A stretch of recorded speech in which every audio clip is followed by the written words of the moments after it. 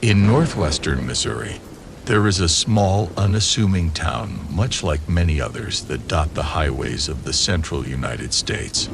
Established in 1840, it is the home of St. Oswald's, one of the oldest Protestant Episcopal churches in the country. But other than that, there's not much to the place, and it would be easy to just drive through the one stoplight town without so much as a second glance. But in actual fact, the main drag of that small Missouri town was the site of one of the most shocking and sensationalized crimes in American history, and its name is one that is now associated with a murky web of revenge, murder, lies, and intimidation. Skidmore. The crime that made Skidmore famous occurred in July of 1981, but to properly tell the town's story, we have to go all the way back to June 1st of 1934, the day when a baby boy by the name of Ken Rex McElroy was brought into the world. Ken and his 15 brothers and sisters grew up in a small rundown house just outside of Skidmore, the son of a poor tenant farming couple named Tony and Mabel. For many years, they had traveled back and forth between the Ozarks and Kansas City, depending on where the work was. But after a while, they tired of the exhaustive wandering lifestyle and settled in Nottoway County. Ken's upbringing was troubled, to say the least, and by the time he was 15, he had dropped out of the 8th grade to become a small-time thief and cattle rustler. And so began a criminal rampage that would last the better part of 20 years, with Ken allegedly dabbling in the thefts of grain, gasoline, alcohol, antiques, and livestock. As a result of his criminality, Ken was arrested and charged on a whopping 21 occasions, but managed to dodge every conviction. The law threw at him through a combination of shrewd practices and witness intimidation. Skidmore residents frequently complained that Ken would stalk those that sought to testify against him, parking outside their homes in a flagrant and menacing display. But Ken wasn't just a prolific criminal. He was also a prolific lyke, rumored to have fathered more than 10 different children with around 4 or 5 different women. And it's this aspect of Ken's character that reveals him as not simply some small-town rascal with sticky fingers, but a deeply wicked and monstrous predator, because, horrifyingly, when Ken met his wife Trina McLeod in the late 1950s, she was just 12 years of age. For obvious reasons, Trina's family despised Ken and warned him to leave their daughter alone. Ken responded by driving over to the family home and executing their beloved foxhound with a single shell from his 12-gauge shotgun. When Trina's family held firm and attempted to keep their daughter safely out of Ken's reaches, he doubled down and set fire to their house in the middle of the night. Thankfully, Trina's family survived the arson attack, but they couldn't take any more. They finally relented and allowed Ken to date their underage daughter. Not long after, Trina came home and announced she would be dropping out of school. She was pregnant with Ken's child. A shotgun wedding was held soon after. After the child was born, Trina was so afraid of her new husband that she attempted to escape to her parents' house. Ken just showed up at the door, racked a shotgun, and told them that if he wasn't reunited with his wife, the dead dog and the arson attack would look like child's play. When Trina's parents once again surrendered her to Ken, he shot the house up anyway. Ken was separated from Trina all over again in 1973 when he was arrested for arson and assault. And for a man with no visible sign of income, he was able to get his hands on the $2,500 bail cash very, very quickly. Meanwhile, while Ken was locked up, Trina and the baby were placed in a foster home over in Maryville, just 14 miles away. The authorities were confident that they were finally safe from Ken's clutches, but somehow he tracked them down anyway. The Foster family was puzzled to see a man camped outside their home in his car and reported that he just stared at their house all day until they finally went out to talk to him. But what he had to say absolutely horrified them. The man said his name was Ken Rex McElroy, and that the woman and child in their care were his. He told them that he could just walk up to their house, kill them both, and then walk out with what was his. And he claimed to be a reasonable man and proposed a trade. Girl for girl, McElroy supposedly said. When the Foster asked him what he meant by that, Ken explained that he knew the name of their biological daughter, that he knew her school, and the bus route she took to it. If he could get his girl back safe, they could get their girl back safe too. Trina was back living with Ken in a matter of days. The next few years were pretty quiet, evidence that Ken was trying to keep a low profile to avoid Trina and his child being taken away again. But on July 27, 1976, a farmer named Romaine Henry heard gunshots echoing around his property. He tracked down the source of the gunfire in his tractor, only to find a half-drunk Ken Rex McElroy taking in some target practice with his 12-gauge. Romaine asked Ken Rex just what he thought he was doing, never once believing that Ken had it in him to turn the gun on a human being. But he was wrong. Ken turned on the spot, sized Romaine up, then let off a round of buckshot right at the cab of his tractor. The spray of lead chunks burst Romaine's belly open like a piñata. And as Ken left him bleeding to death, and far from a telephone, Romaine was certain he was about to die. But by some miracle, a passing driver noticed the mortally wounded farmer slumped in his tractor seat and rushed to call the EMTs. Against all odds, Romaine Henry survived the attack. And despite Ken Rex denying he was even at the scene, he was arrested and charged with assault with attempt to kill. Everyone in town knew he was guilty, yet the lack of actual eyewitnesses meant further evidence would have to be gathered in order to properly seek a conviction. Romaine Henry later said that once he had recovered from his wounds and been discharged from the hospital, Ken Rex McElroy camped outside his home with a shotgun on his dash for 3 months. He stayed there every night, right up until the day of his trial when Ken unveiled an unexpected alibi: 2 raccoon hunters he'd frightened into testifying on his behalf. What's more, Ken had somehow found the money to hire one of Kansas City's sleaziest but most accomplished defense attorneys, who discovered that Romaine had lied about a petty theft conviction from 30 years prior. To the shock and horror of everyone in Skidmore, the jury found McElroy not guilty, and he walked free that same day. McElroy's reign of terror continued for 5 more years, and the patience of Skidmore's residents began to reach a breaking point. One incident saw Ken respond to an accusation of theft by driving into town with a World War I-era semi-automatic rifle in front of a small crowd of gathered townsfolk.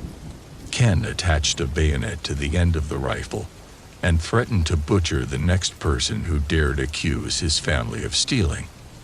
This was the straw that broke the camel's back.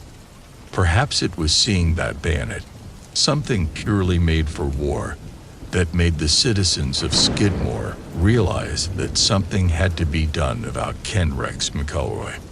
But in the morning of July 10, 1981, a handful of townspeople gathered in Skidmore's Legion Hall to decide how to protect themselves from McElroy once and for all. Only right as this meeting was going on, who should roll down Main Street and park up in front of the small D&G tavern, but Ken Rex himself. Ken got out of his truck with his wife Trina, walked into the D&G, then sat smugly at a table while he ordered a beer. He was smug because he wasn't supposed to be there. The townspeople had warned him to keep away from Skidmore until the result of his court appeal, so Ken being there that day was an insult and affront. And when word that Ken Rex was in town finally reached the Legion Hall, a chain of events was set in motion that could never be undone. By all accounts, Skidmore Sheriff Daniel Estes was everything you could wish for in a small-town police officer. He was a well-liked, well-respected Vietnam veteran who actually cared about the community and justice. So when Sheriff Estes was asked about what happened that morning, there's every reason to believe he's telling the truth. And according to him, when the Legion Hall meeting heard McElroy was in town and suggested confronting him, he strongly advised them not to do so. He instead suggested they form some kind of neighborhood watch program, one that could liaise with local police to ensure Ken's behavior was kept in check. But then, despite being faced with a potentially violent confrontation with a suspected attempted murderer, Sheriff Estes got into his police cruiser and drove out of town. Estes insists he was on important police business, but others have suggested this was him giving the green light for what was to occur. With Skidmore's only sheriff now gone, those gathered in the Legion Hall gathered up their things and headed over to the DNG, where Ken Rex McElroy was still sat sipping at the neck of a beer bottle. There was no immediate confrontation. Instead, the DNG began to slowly fill with customers, all keeping to themselves, all avoiding eye contact with a man who terrorized them for almost 30 years. Ken must have felt a smug satisfaction that morning. There he was, nursing a cold one, bold as brass, and no one had a thing to say about it. Ken finished his beer, took Trina by the arm, and walked her from the bar. But as he and his wife got into their truck, they noticed that many of the bar's occupants seemed to be leaving with them. In fact, they lined up behind Ken's truck, blocking him in as they stared him down. Then, as Ken started up his truck, a single shot rang out, smashing through the rear glass window of his truck and grazing the flesh of his neck. Ken must have let out a scream, something to alert those gathered behind him that the shot hadn't put him down, because what followed was a torrent of highly accurate gunfire that riddled McElroy, but left his wife unscathed. Trina climbed out of the car, trembling and crying, stumbling towards the men who shot her husband to pieces. "You killed him," she wailed, eyes wide with shock and disbelief. "Did," one of them replied. "Now get out of here before we kill you too." But as you can imagine, Ken was hit several times, but the bullets that killed him were fired from one centerfire rifle and 122 rimfire rifle. These are long rifles. A person can't just brandish one and have it go unnoticed. But out of 46 potential witnesses, including Trina McElroy, not a single person was able to identify those that had fired their weapons that day. And it's also interesting to note that, again, out of almost 50 people who'd heard or seen the shooting, not a single one called an ambulance. It was clear from the get-go that a homicide investigation conducted by local law enforcement was going to be problematic for a number of reasons. As a result, the case was quickly handed over to the state police, who promised a swift and unbiased resolution to Ken's killing. But they too came back empty-handed, citing tight-lipped townsfolk and a distinct era of vigilant intimidation. One Skidmore resident even brazenly told investigators that although he didn't witness the incident, McElroy needed killing. 3 years after Ken's murder, with police having made no progress in catching his killer, Trina McElroy filed a $5 million wrongful death lawsuit against the town of Skidmore and a man named Del Clement. Trina accused Del of committing, and if not masterminding, what she described as the lynching of her husband, an innocent man who was murdered on a hunch by cowards who wouldn't own up to it. Skidmore Town Council met with Trina, who agreed to an out-of-court settlement of $17,600, but on the condition that the payment wouldn't imply guilt towards any party. Trina took the money and moved to Lebanon, Missouri, where she tried to leave a traumatic part of her life behind, while Skidmore residents were quick to assure outsiders that the settlement was made to avoid any costly legal fees that defending the accusation would incur. Others point to it as a clear sign of guilt. 17 grand to buy a man's life. 17 grand to make it all go away. It's almost been 40 years exactly since Ken Rex McElroy was executed by neighbors that he'd known all his life, and not a single person has been charged, tried, or convicted of his murder. What Ken Rex put the people of Skidmore through could frankly be described as hellish. He was violent, volatile, and he preyed on children. And when the once good and honest folks of Skidmore asked the law to protect them, the law failed them spectacularly on more than 20 different occasions. That's a terrifying concept. I think we can all agree. It sounds like some kind of Kafkaesque nightmare, detailing a crushingly inept state bureaucracy that allows monstrous crimes to go unpunished. But we could argue that there's another read of the McElroy murder, one that's considerably more frightening, and that's that the people around us, those we've known all our lives, could simply turn around and murder us in broad daylight before erecting a wall of silence so thick that it can enable a man to get away with murder. We're not held accountable by the law. We're held accountable by those around us. And either that's a very reassuring thought or a distinctly terrifying one. I can't stand small towns in general anymore. My wife thinks they're cutesy and kitsch, but only because she grew up in Chicago. Me? I know how small towns work. I know they all have dark secrets buried just below the surface. But unlike big cities where bad things happen all the time, people just don't see it. In small towns, people know all about the bad things, and it's not that they can't see it. They just choose not to. I was raised over in Little John Island back in Maine. Little John is a small community of about 100 people, just off the coast near Yarmouth. Technically speaking, it's long been incorporated into Yarmouth Township, and all the island kids bus across the bridges to the high schools there. But try telling that to the islanders. We never say we're from Yarmouth when people ask where we're from. We answer Little John every time. Maybe it's the fact that we're cut off by the ocean. Maybe it's just the people who live there.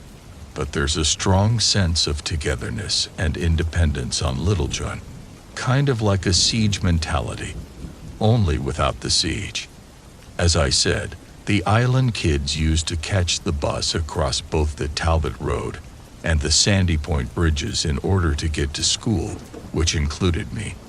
It just so happened that my favorite teacher, Coach Collins, was also an islander, and he was my favorite teacher for two reasons. Not only did he teach history and coach the senior ice hockey team, but he was just an all-around nice guy too, and used to give me a ride home after practice, since walking home during a Maine winter night can sometimes be downright dangerous. Coach Collins was the kind of guy that kids like me really looked up to. He almost turned pro after playing hockey in college, won a Bronze Star in Vietnam, and unlike many of his colleagues, had a way of talking to his students that made you feel like he was your cool uncle or something. He was the best. No one had a bad word to say about him. And for a long, long time, Coach Collins occupied some mythical status in the town's collective consciousness. So it's March 7, 1989. I remember the exact date because Dano Ciccarelli was traded from the Minnesota North Stars to the Washington Capitals. He was the outlaw hockey player for a while, a complete jerk, but God could he shoot a puck. And it was all we talked about at practice that night. Then, in the middle of practice, I look up to see my girlfriend's best friend Kelly standing at the edge of the ice. She starts calling me over, and when I get a chance, I skate over to see what she wants. Kelly tells me that my girlfriend wanted me to call her as soon as I got home. And from the way Kelly was acting, I knew it wasn't going to be good news. Consequently, I'm totally distracted for the rest of practice. My shooting sucks, and I'm in a stinker of a mood by the time it comes for Coach Collins to give me a ride home like usual. He does his regular approachable patriarch routine. We talk. He dishes out some wholesome advice. And suddenly, I'm not catastrophizing so much anymore. I thank him, go inside, call out my girlfriend, and what do you know? She wants to break up. Coach's advice sort of stopped me from having a full-blown teenage heartbreak moment, but I was still upset. Only I couldn't just sit around eating ice cream and feeling sorry for myself. I was masculine upset. I was troubled, so to speak. I figured I'd steal one of my dad's beers and go for a walk in the woods. Maybe stand out on Madeline Point, looking all broody and such. So that's exactly what I did. Looking back on it, it was just puppy love. No big deal. But as I said, it bruised my ego enough to feel like heartbreak. And that's all that mattered, I suppose. Either way, I found myself wishing I could talk to Coach Collins about it again. A guy like that had seen and experienced so much, and he'd still managed to come home and start a happy, functional family. He'd know what to say. He'd know what it was I had to do. I'm almost at Madeline Point, and I'm right where there's a kind of fork in the dirt road. One way leads to the water. The other is the overgrown driveway of a long-abandoned house. Now the sun hasn't quite set by that time, and there's still a little bit of that blue twilight in the sky, and it gives the rotting old structure this awesomely creepy vibe. So creepy, in fact, that I almost soiled my pants when I heard some car horn let out this short, sharp honk from somewhere real close by. I had no idea anyone else was around. The whole point of walking out that far towards Madeline Point was so I could be on my own. And since the place was normally deserted during the drizzly Maine springtime, I was kind of spooked that anyone was there at all. But by that point, I'm a little buzzed and naturally curious, so I start cautiously padding off down the overgrown driveway, trying to find the source of the honk. When I finally saw the truck that seemed to be parked deliberately out of sight among the trees, I couldn't believe my eyes. Remember how I said I wished I had Coach Collins to talk to, that I could have really used some of that wholesome, cool uncle advice he always had on hand? Well, guess what? Like some miraculous act of God, whose truck should I find parked in the trees but Coach Collins? This is weird comic moments at first, when I'm super happy to see his truck. But I also realize I'm carrying the beer I stole from my dad. I dart back out of sight, toss the beer, then start chomping on the stick of doublemint that I've been carrying to get the smell of booze off my breath. I'm just about to come back around the trees for a second time when the passenger door to the coach's truck swings open. I watch as someone basically falls out of it, stumbles through the feet, then leans up against a tree and starts puking. I could tell right away it wasn't Coach Collins. It actually looked like a girl, and it was confirmed when I heard the kind of high-pitched puking sound she made. Okay, I realized that might sound weird, but guys and girls puke different. It is what it is. But anyway, I start straining my eyes to see who it is. Light is getting pretty low at that point, and without being able to see behind the mess of long hair, it was hard to tell exactly who it was. But then I hear Coach Collins saying something from inside his truck. Only it didn't sound like the Coach Collins I knew. "Get back in the truck, Maria." Then I realized who it was. Maria and I had chemistry together, so I'd spoken to her once or twice. And she'd been a cheerleader for the longest time until recently dropping out of the squad. Her dropping out of the squad had coincided with the decline in her GPA and an overall odd shift in her behavior.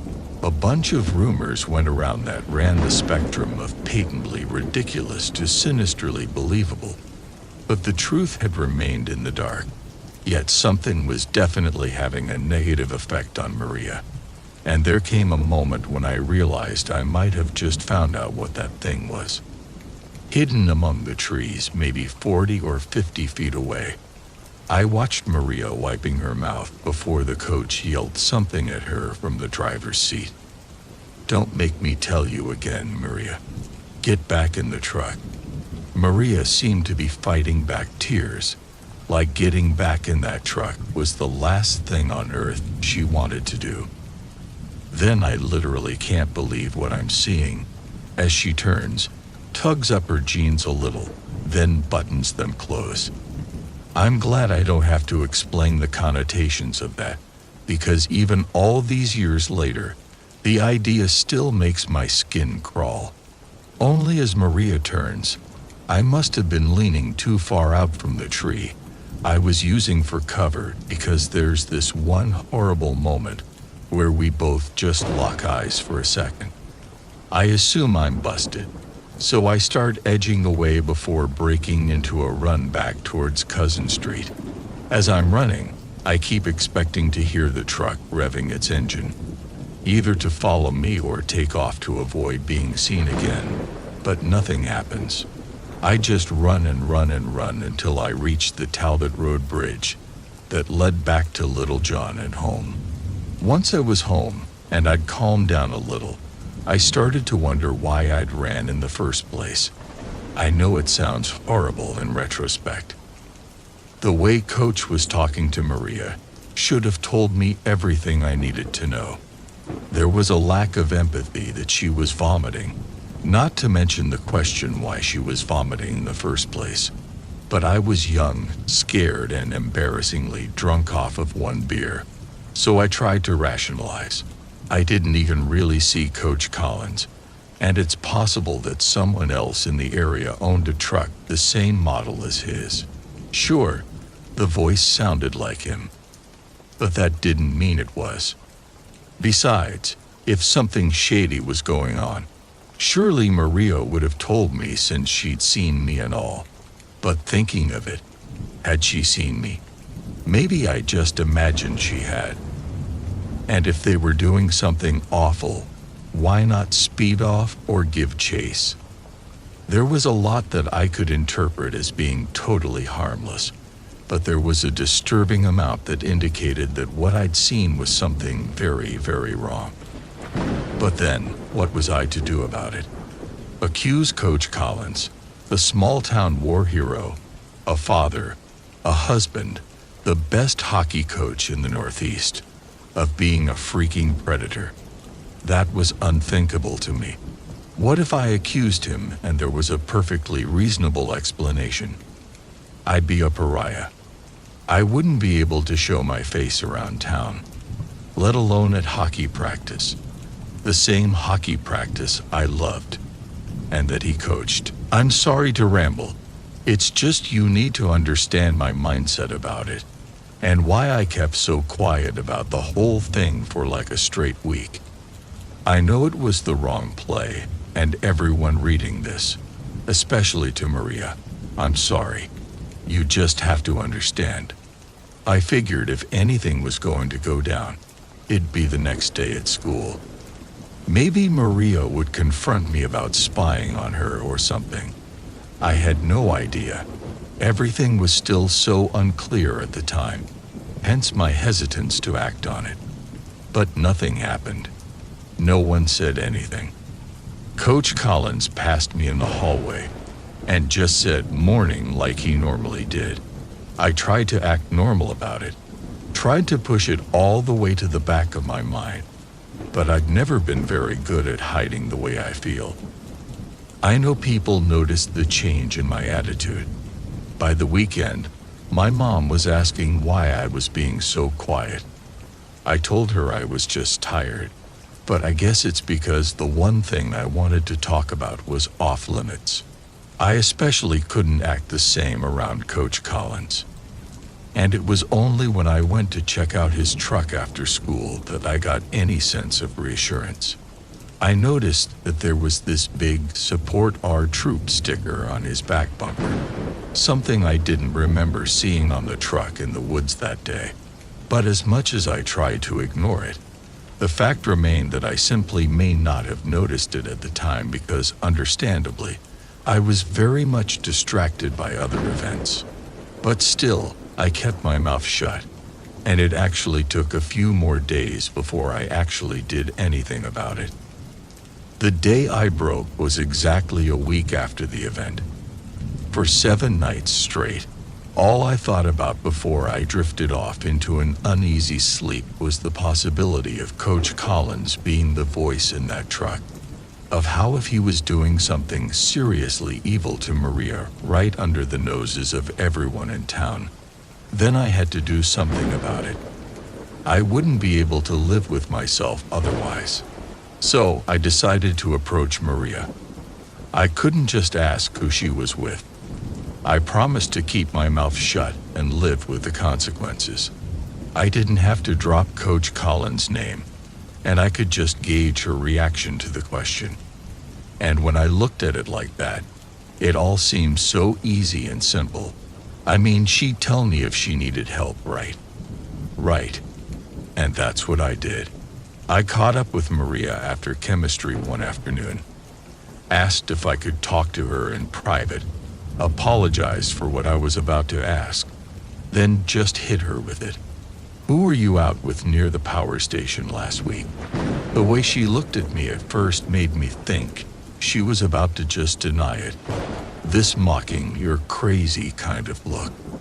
I cut her off with, "I know it was you. I saw you. And you saw me too. I just need to know who you were with." After that, all her bluster just melted away, and the confident ex-cheerleader began to look like a scared little girl. "No one," she said, and just walked off towards the lockers. I tried one more time to talk to her about it, but as she walked past me in the school parking lot, all she had to say to me was, "Leave me alone." It was the crushing moment when I realized that my worst fears had come true, and that nothing about little John would ever be the same for me ever again. The trouble was, I was at something of an impasse. Even if I did tell the cops about the coach, she'd have to actually want to talk to someone about it. Otherwise, all I had was a baseless accusation that might ruin my life completely. If I was going to do anything, it needed to be well planned and delicately executed. But just what that was, I had no idea at the time. In the weeks since I saw Maria in the woods, I'd skipped hockey practice twice, and the times I showed up, I ducked Coach Collins when he asked me about my usual ride home.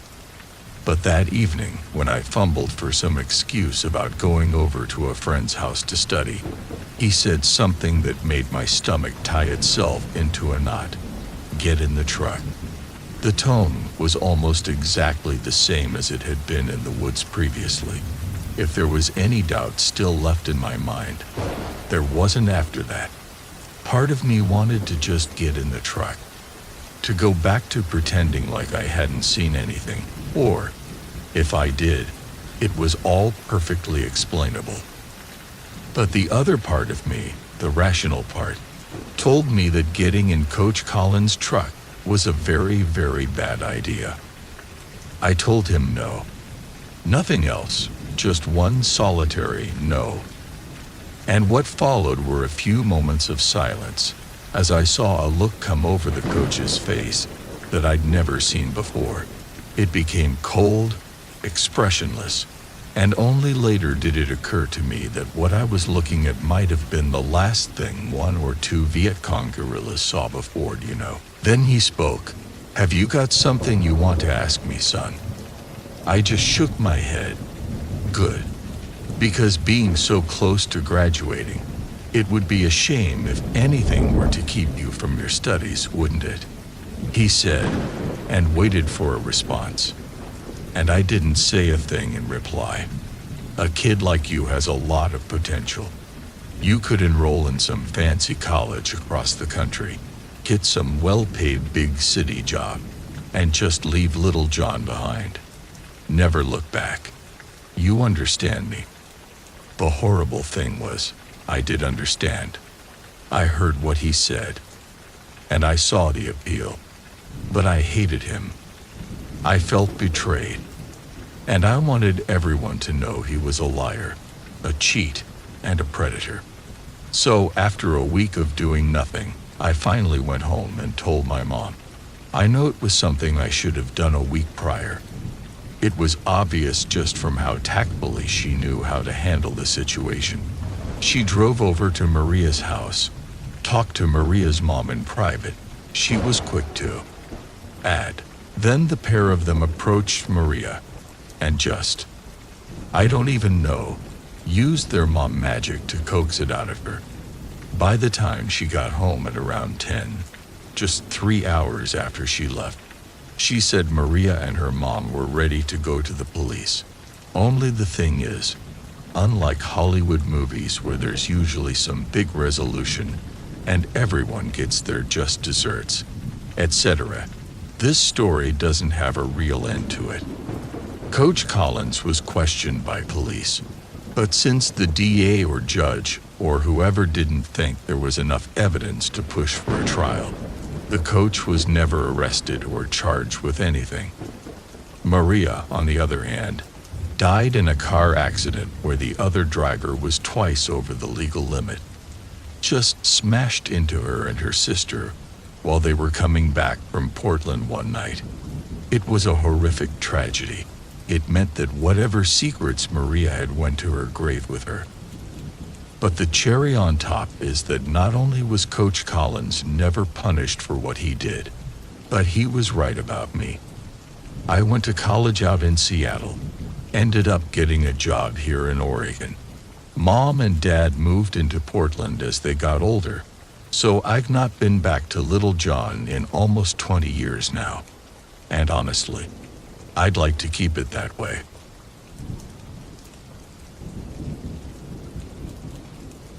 The city of Baraboo is the largest city in Sac County, Wisconsin, but with a population of little over 12,000 people, Baraboo has much more of a small-town vibe, especially in comparison with the much larger Madison or Milwaukee. Named after the nearby Baraboo River, the town is home to the awkwardly named Circus World Museum, a building which was once the home of the Ringling Brothers, the circus founder. Al Ringling is perhaps Baraboo's most famous former resident, and a handful of streets and landmarks still bear his name. But Baraboo is famous in other circles for entirely different reasons, as the town was also the home of a young man whose horrifying crimes earned him the chilling nickname of the Bonebreaker. On the 4th of July 1994, 14-year-old Christopher Steiner's parents came home to find his bedroom empty. Chris didn't say he was planning on going anywhere, nor had he left a note explaining where he'd gone. His parents were only mildly concerned at first, but once they discovered muddy shoe prints that led from outside his bedroom window and into his room, they began to panic.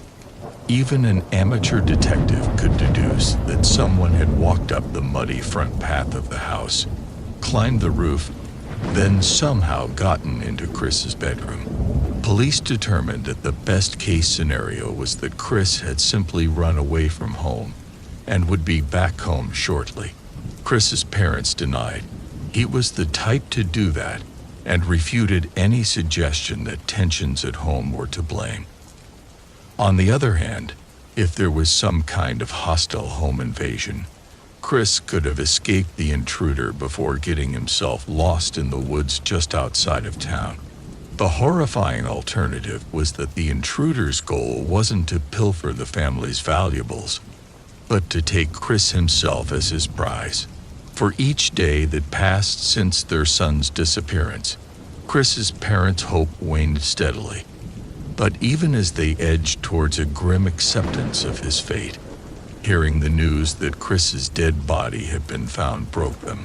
A member of the public had stumbled across his corpse, caught in some tree roots along a bank of the Wisconsin River. Chris was then transported for autopsy, with a coroner declaring that the cause of death clearly was drowning. However, the circumstances surrounding his death, be they accident or otherwise, remained a mystery. A huge part of the coroner's job is determining not just the cause of someone's death, but also the mechanism and manner of their death too.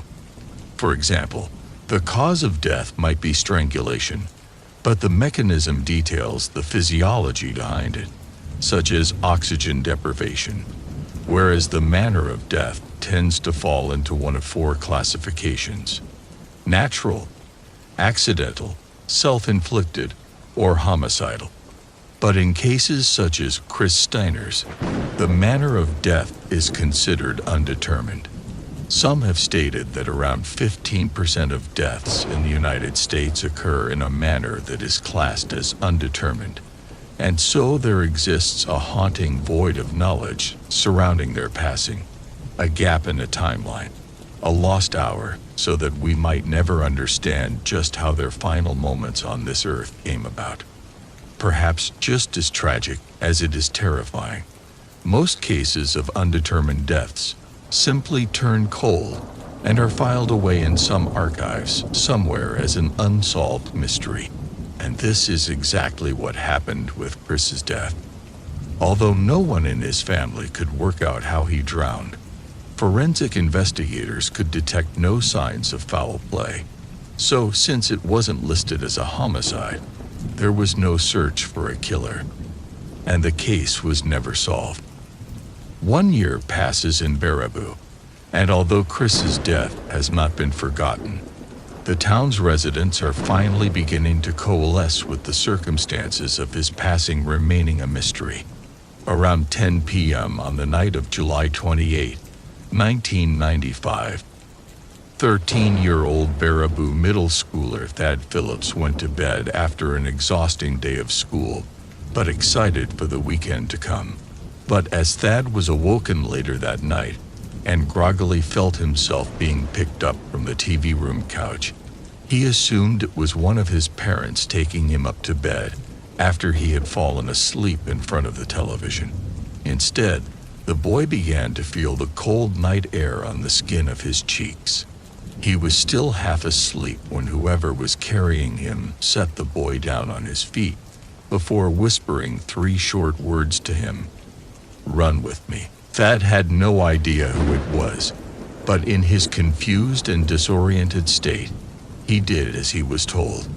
And it wasn't until he was fully awake and present at a rotten old 2-story home about a mile away that Thad realized he might have gotten himself in a whole lot of trouble. After getting a good look at the man he had run away with from home, it dawned on Thad that he'd never seen the man before in his life. When asked who he was, the man replied, "I'm Joe," before dragging young Thad into an upstairs bedroom. Before he could ask any more questions, Thad was pushed onto a filthy, soiled mattress, after which Joe grabbed one of his feet and began to vigorously twist his ankle. Thad screamed so loud that distant neighbors a half-mile away later said they heard what sounded like a pig being slaughtered. Joe twisted and wrenched at the boy's ankle until it snapped and splintered, and both heard the sickening crunch of shattered bone ends grinding together. Yet somehow imbued with the pure spirit of survival, the half-crippled Thad managed to fight his way out of Joe's grip and attempted to limp downstairs and out the door to freedom. But Joe was fast. He pushed Thad down the last third of the staircase, relishing the sickening thud and grunting expulsion of wind as the boy landed. Furious at the unexpected escape attempt, Joe approached the prostrate Thad, who was lying on his stomach on the splintered wooden floorboards. He took his left leg in his grip and forced his foot up towards his head, leaning in until Thad's femur snapped with a nauseating crack. The torturous abuse carried on long into the night, but bizarrely, once Joe seemed to be satisfied with the crippling agony he'd inflicted, he actually cleaned the boy's wounds, then patched up his broken leg with a crude mix of ace bandages, textile glue, and socks. And once he was certain that Thad was no longer a flight risk, Joe left his victim alone on the grubby, stained mattress and simply disappeared. But as it turned out, even having suffered the most horrific physical injuries, Thad Phillips was not ready to lay down and die. In an inspirational show of bravery and fortitude, young Thad found an old heavy guitar and battered the bedroom door down with it. Crippled, dehydrated, and weakened, he then slowly and painfully dragged himself down the stairs, passing out repeatedly from pain and fatigue until he reached the kitchen phone. Thad managed to shake the cord until the receiver fell from the hook. He grabbed it and dialed 911, explaining the nightmare he had endured to a horrified police dispatcher, who promptly sent over the nearest police patrol unit. Officers quickly responded and rescued a terrified Thad before Joe could return to do more damage. By that time, he had been held prisoner and sporadically tortured for almost 2 days straight, and the wounds that Joe had inflicted resulted in fractures that would require several surgeries to fix. And even then, Thad was cursed to walk with a permanent limp. Using the detailed description given to them by Thad, police officers were able to track down the Joe that had kidnapped him. Joe turned out to be a 17-year-old high school student by the name of Joe Clark, and Thad claimed that during his torture sessions, his captor would boast of having done the exact same things to 2 other boys. The cops asked if Joe had dropped the names of any of these boys, and after a few moments of thought, Thad spoke. "Chris," he said. The kid's name was Chris. While one of the cops ran Chris's name through the missing persons database to see if there were any local matches, another team of police led an intensive search of Joe Clark's home. What they discovered was truly horrifying. In Joe's bedroom was a notebook with 3 lists, all written in his handwriting, that included the names of 18 local boys. Their headings were Get to Now, Can Wait, and Leg Thing. These were apparently referencing the urgency with which he wanted to kidnap each victim, and what he wanted to do with them once they were his prisoner. Only then did it become evident just how significant Thad's escape had been. Because if he hadn't alerted law enforcement to Joe's terrifying kill list, there really is no telling how many victims Clark would have claimed. Police discovered that the pathologists who had examined Chris Steiner in the aftermath of his death had found no sign of injury. Nevertheless, the case had been mysterious, and the body had been bloated from being in the water. The pathologist could have overlooked something. It was only then that police learned that no X-rays had been taken. There was only one way to discover whether Chris Steiner had been subjected to the same bizarre treatment that Thad had endured, and thus to link the 2 crimes to a single perpetrator. Police would have to exhume Chris Steiner's remains. In other words, They had to reopen his grave, remove the casket in which he lay, open it up, and remove the body for a closer examination. Once this was done, the forensic pathologist went over the small boy once again, and this time, armed with more information, he identified 4 separate breaks in Chris Steiner's legs. It was apparent that that boy had been thrown into the water in this condition. He could not have used his legs to swim, and could easily have drowned as he actually did. Coupled with the details of Thad's torture and Joe's apparent penchant for crippling his victims, the conclusion was obvious. Joe Clark first appeared in court over his attack on Thad Phillips and entered a plea of no contest to attempted homicide, among other charges. He was sentenced to a 100-year prison term, but claims to have no recollection of the Thad Phillips abduction and torture. However, the Chris Steiner case was a different story, and Joe pleaded not guilty, though an examination of Steiner's body had revealed that the sustained injuries to his ankles were identical to those Thad suffered. Joe Clark's parents' testimony that their son was home asleep in his room on the night of the killing did not line up with other witnesses who claimed Clark regularly snuck out of the house via the upstairs window. So on November 7th of 1997, Joe Clark was found guilty of homicide, then sentenced to life in prison plus 50 years. Yet he still maintains his innocence in Chris Steiner's murder to this day. We can only conclude that a violent young man was confronted with what a monster he was, and simply couldn't handle it. And evidently, neither could his mother. But neither point matters because the bottom line is that Joe Clark, the bone breaker, will likely die in prison in a peaceful, painless manner that he so cruelly robbed his victims of.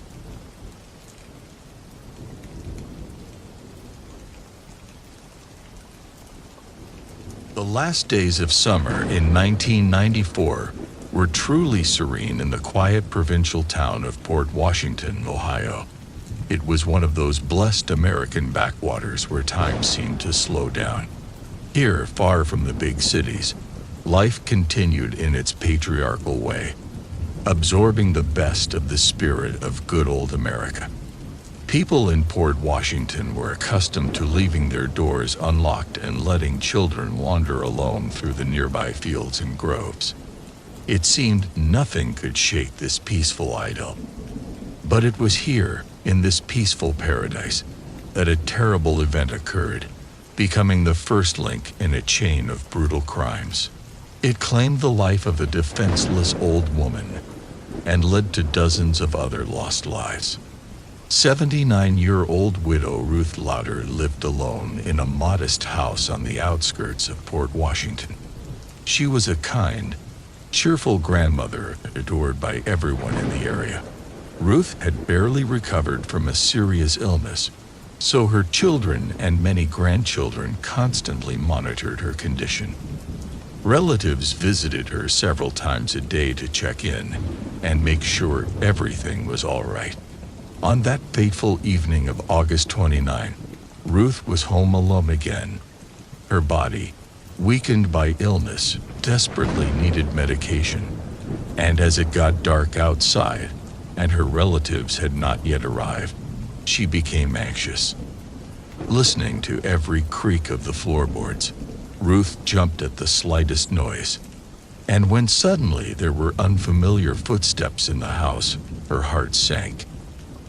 The investigation later revealed that the defenseless Lauder was frightened and captured by 2 young thugs minus 16-year-old Eric Elliott from nearby Newcomerstown and his new friend Louis Gilbert, a 22-year-old with a dark criminal past. This pair of psychopaths had already been caught up in the thrill of ruthless destruction. Their greed for profit, primitive aggression, and complete lack of moral compass made them perfect murderers. The lonely old lady became their first defenseless target.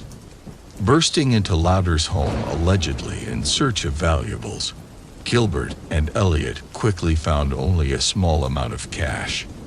This displayed the monstrous depth of their moral degradation. Instead of just stealing, the young outcasts decided to simply eliminate the homeowner and killed her with the same .22 caliber pistol that Eric had taken from his parents' house. The gruesome details of the murder of defenseless Ruth shocked even the seasoned investigators. It turned out that the pair of psychopaths had tormented the defenseless old woman for several hours, at times threatening her with death, and at times giving her false hope of salvation. According to Gilbert's harrowing testimony, an injured Ruth was locked in the trunk of her own car and became a witness to its theft. Then, somewhere on a deserted country road, the young men pulled the tormented victim from the car and simply shot her as unnecessary. After committing this heinous act, the murderers truly tasted the pleasure of destruction and death. From this moment, their bloody path took on a character of fatal inevitability. Like wound-up pathological machines of limitless violence, these madmen continued their journey across the country, leaving behind more corpses and broken human destinies. The next day after the murder of Ruth Louder, a sheriff from neighboring Newcomerstone raised the alarm due to the disappearance of a 16-year-old boy named Eric Elliott. In the first hours, the teenager's sudden disappearance, having left home without permission, did not seem out of the ordinary. However, when it was discovered that Eric had borrowed his father's pistol, the case took a criminal turn. Later, Elliot's friend would talk about their conversations with Gilbert and dreams of doing something epic. The very thought that the murder of the helpless Louder could be the fruit of these mad delusions sent a chill down the spine. Meanwhile, the following morning, the remains of the elderly Brewer couple were discovered in the basement of their own home near Fulton, Missouri. 86-year-old William and his 76-year-old wife, Flossie, had been shot with the same .22 caliber pistol.